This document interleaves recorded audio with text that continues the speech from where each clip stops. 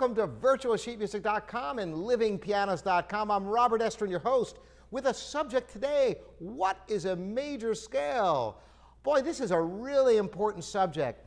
You may have seen my previous video about intervals, the smallest intervals of half steps and whole steps. Half steps, 2 keys together, no keys between.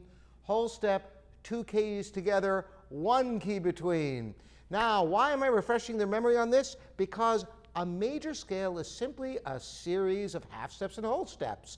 As a matter of fact, a major scale is 8 notes, where the first and last note are the same.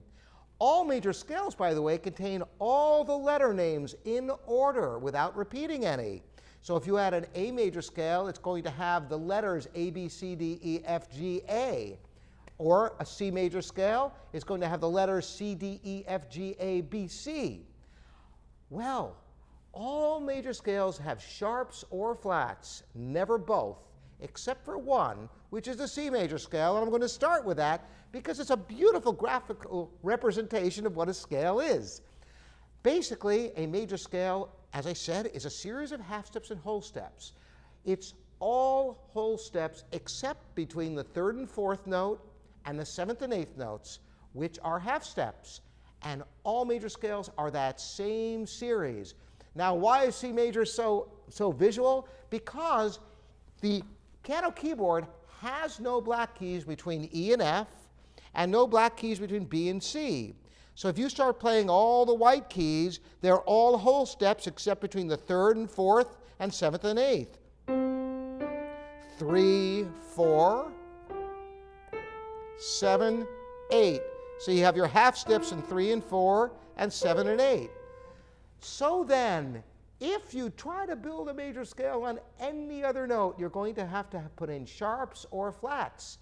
We are going to discuss key signatures, which is a way of understanding scales in a way that is much more intuitive.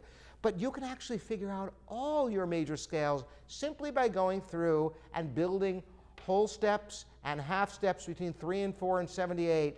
So for example, if I started on D, I'd go whole step, a whole step. That's why you have to go up to the F sharp here.